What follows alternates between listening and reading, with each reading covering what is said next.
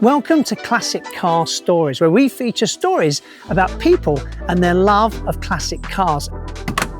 Ooh, that was very good, I have to say. I can't tell you, the adrenaline is still pumping. I just happened to walk past the car sitting in the back garden. Well, apparently it's been here 16 years, rotting into the ground.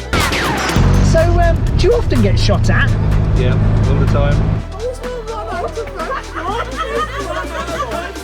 Seriously?